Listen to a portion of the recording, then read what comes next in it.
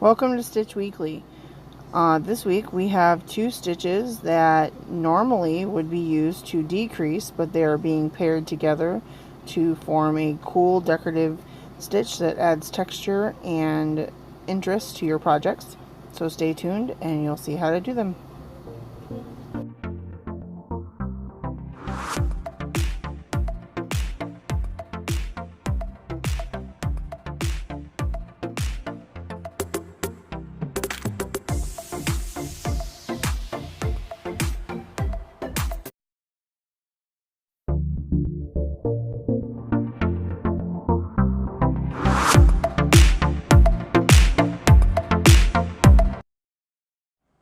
Alright, welcome back everyone to Stitch Weekly. This is volume 2 of Stitch Weekly. And as I said before, we are going to do, the first video had a couple extra stitches in it to get you started on the basics, and then going forward we'll have 2 stitches a week. And this week's stitches are the paired single and the paired half double, as you can see here and as you saw in the intro. This is a fairly new stitch to me. I just learned this myself. Didn't even know this was a thing, but it actually does give a cool kind of effect here. So I thought maybe it would be a good stitch to teach everyone, and you can add that into your different projects to give it a different kind of look, you know, instead of the same old single crochets and half double crochets. I actually really want to design something with this one because it actually looks really cool. And if you're just joining me for the first time, welcome. And if you are returning, thank you so much for coming back. As I said in the first installment of this will be however long I can find stitches to teach you. That's how long this little segment or playlist will go on.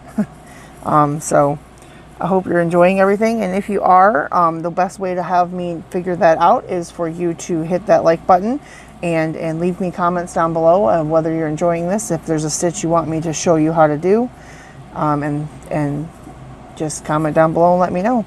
So I'm going to grab what we need to make this, and I will be right back.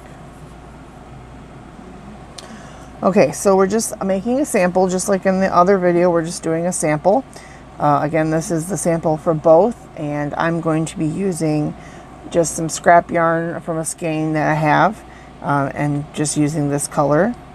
I'm going to use the same color for both in this demonstration, but like I said, I did use the contrasting color just so you can kind of see the design that it makes, and actually you can see it better on the back there. So what you'll need is some yarn to practice. I usually, like I said, I'm just using the scrap yarn that I have, and then I'm using, just for your purposes so you can see, I'm using an size I9 or 5.5 millimeter hook. But this is a worsted yarn, so you could use, you know, the recommended yarn or hook for the yarn that you're using.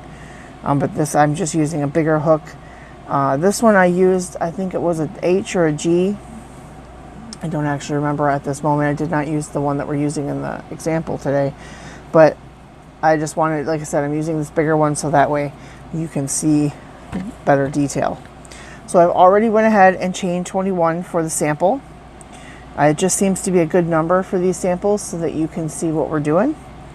So go ahead and pause me right here and get your chain started. If you're not sure how to start that chain, go ahead and check out the video Stitch Weekly Volume 1. I do go into detail on that one, on how to start that. So go ahead and pause me now, and I will meet you back here in a second. And for those of you who are already ready to go, like I said, I've already chained the 21 stitches that we will need here.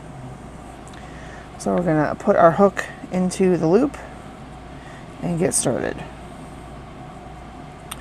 So it's actually, once you get the hang of it, it's actually fairly kind of easy. When I seen it, I didn't, you know, I wasn't sure how easy it would be because it looked very complicated. I mean, the stitch looks very complicated, but it really isn't that complicated.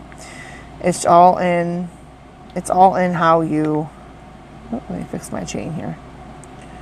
It's all in how you do it, and it does become quite easy here in a second. All right, so let me fix that there. Okay, so we're going to start, you have 21, and we're going to start in the second chain from the hook, and you're going to work a single crochet two together. And what that means is you're going to basically essentially making 2 stitches into one. And how you do that is you take your hook and you wrap the yarn around the hook, and then you're going to start in the second chain from the hook. So insert your hook there, pull up the loop. So now you have 3 3 loops on your hook. And what you're going to do now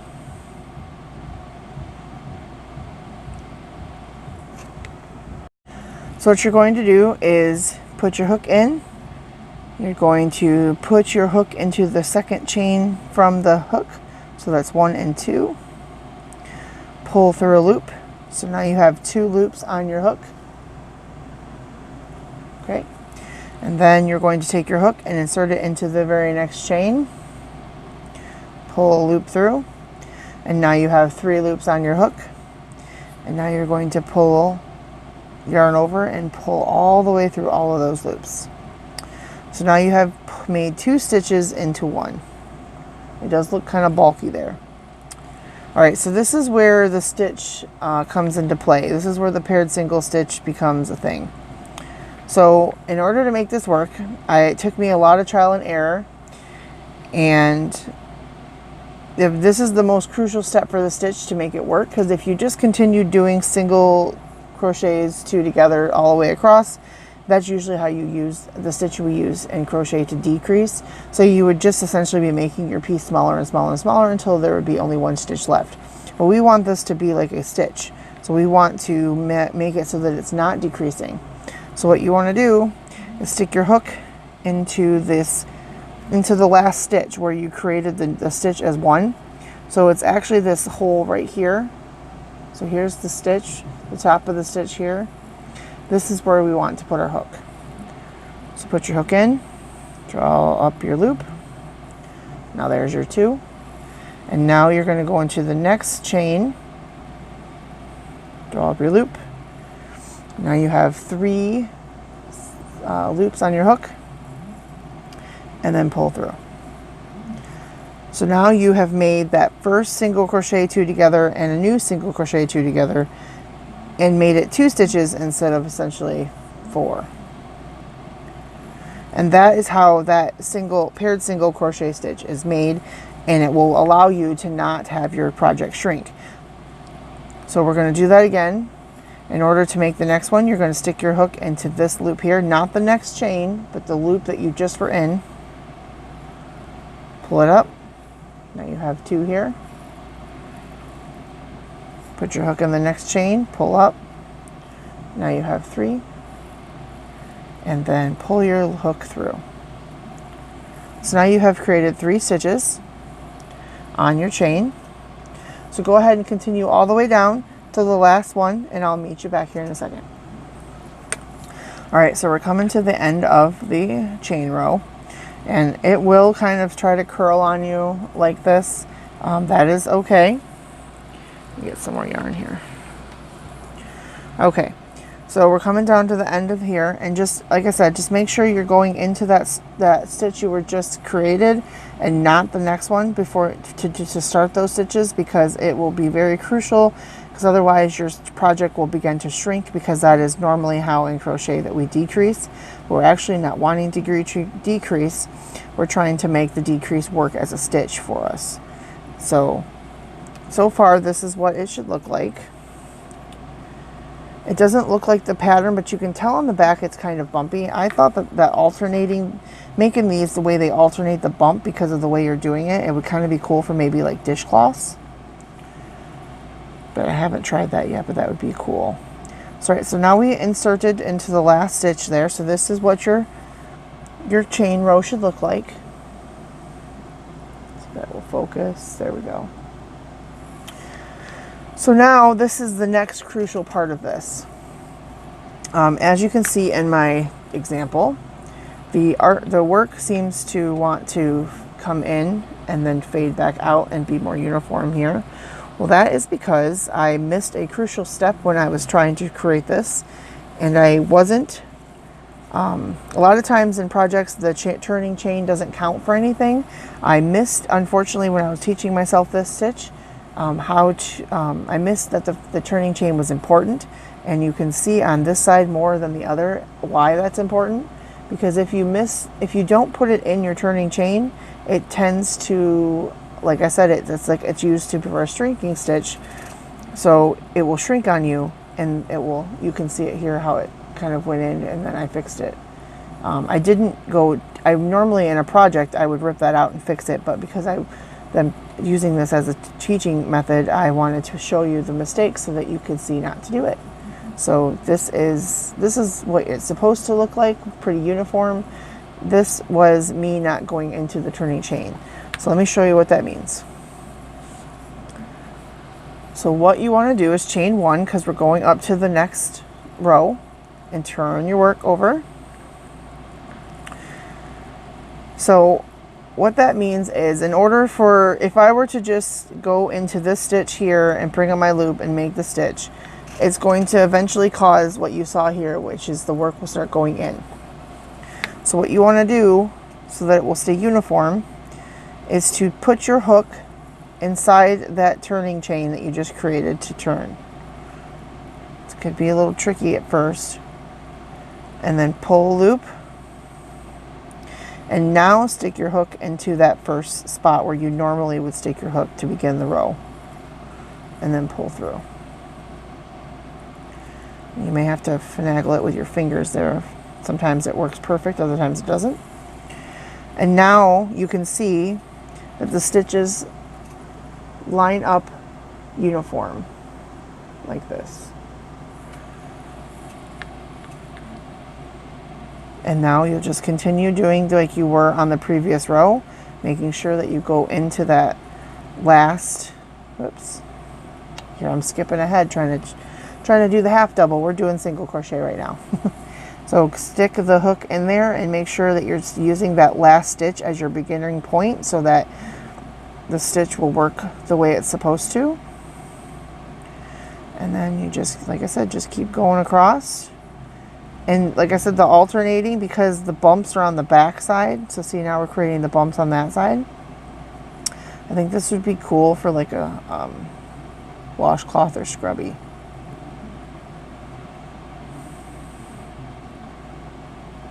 All right, so just continue doing this all the way across and I'll meet you down at the other end. All right, so now we're at the other end of row 2.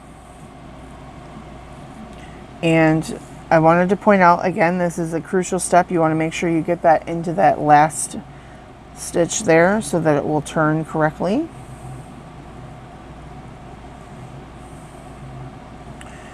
All right, so now we have 2 rows of the paired single crochet. And again, you want to chain 1 just so that you can go to the next row and turn your work over. And again, you want to stick your hook to turn it. You want to stick your hook into that turning chain, not to this hole here, because that would be the first stitch.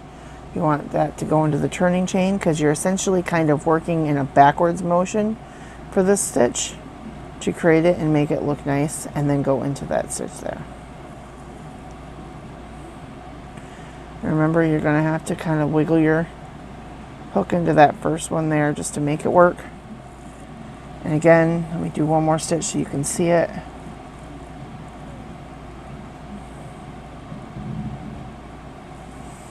You can see by going into that chain, turning chain, everything kind of lays basically uniform.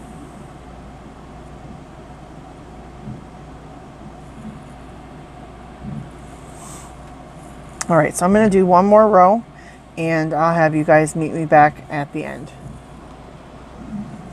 Okay, so excuse me. Okay, so I have added 2 more rows from the last row that we did of just regular single crochets to give us a little bit of distance between the next stitch, which is going to be this paired half double. So I'm going to continue using the same yarn and hook, but you should be able to tell the difference because this one's going to be a little bit more square-like with that little X there, kind of like this kind of forms like a little square. So what you're going to do is you should be, if you've been practicing, you want to end on an end. So your piece should look like this. If you want your example to practice on to look just like mine, we did the 2 rows of the single paired singles, and then I just added 2 more rows of the regular single crochet to give us a little bit of distance. Paired half double. So what you do is you are going to yarn over, and you got to make sure that you stick this in the turning chain, because otherwise, remember, that will make the edges look funny. So we're going to stick that into the turning chain, yarn over and pull up a loop. Now you have 3 loops on your hook. Now you're going to put your hook into the official first stitch, yarn over and pull through. So now you have, oops, sorry, let me back that up.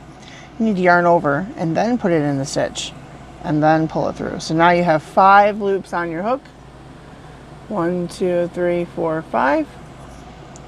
Then yarn over and pull through all 5 of those. And so now you have made your first half double together stitch. All right, so let's do that again. We're going to yarn over, stick it into the stitch that you just made, yarn over, pull through.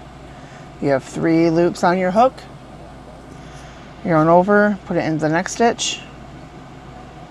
Now you have 5 loops on your hook, and then you're going to yarn over and pull through all of those. So now there is your second half double together stitch for the paired double. And you're going to do that again, yarn over into the stitch, yarn over into the next stitch, and pull through. So that is all there is to the half paired double. And you're just going to continue doing that across. And like I said, this gives you like a squared look. I think it looks kind of cool. You can see in the example how it has kind of the squared effect through here. It gives it some cool texture. Like I said, preparing for this tutorial, I had never done this stitch before, but I really like it. I'm hoping to integrate this into something that I may design in the future. I do have some designs coming up that I'm designing. I'm currently working on a design for a baby onesie and a few other things. So, and don't forget, if you have any hats or scarves and you'd like to donate them or work with the charity, I am taking donations for the Operation Gratitude. You can find a video on all of that information under my playlist for that. So go ahead and check that out. We're going to just keep doing this stitch across.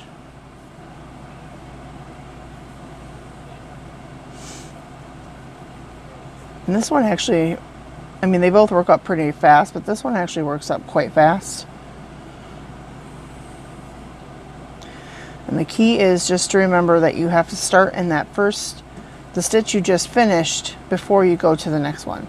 So it's like you're working, taking one step forward and then one step back and then one step forward.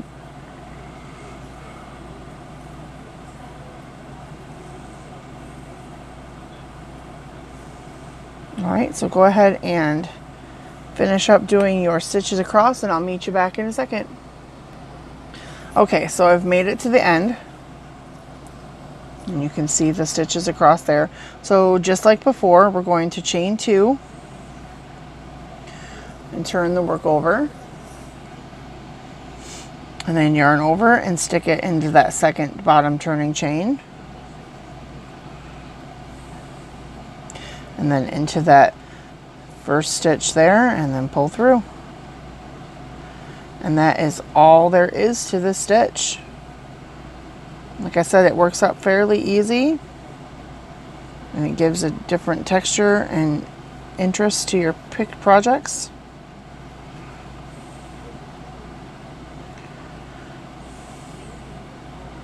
Whoops. Oops, even I get caught up on the yarn there. It kind of tried to split on me there. Let me try that again.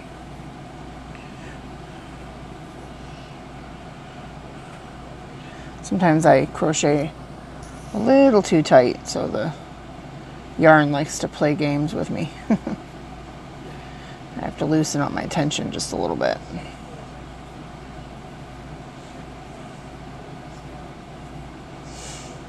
All right, so you would just continue doing this all the way across until you have the desired stitches for your project.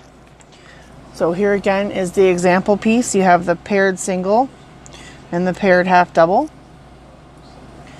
And this is the back side, so you can see how it works up. And so that is all there is this week for this week's Stitch Weekly. If you have any questions, please leave them down in the comments, or you can email me at sewathehomeparty@gmail.com. And also, if you could give this a like, I will greatly appreciate it, because that way I know that you are enjoying the content of the learning the stitches. And stay tuned next week for 2 more stitches to add to your crochet stitch portfolio. I hope to see you all here next week for the next volume 3 of Stitch Weekly. And stay tuned also, because we'll be, like I said, we'll be having an update video, our podcast for the month. And as things get, I may have a few things here coming up soon. So hit that subscribe button. Thank you for watching. And as always, so what is your craft room today?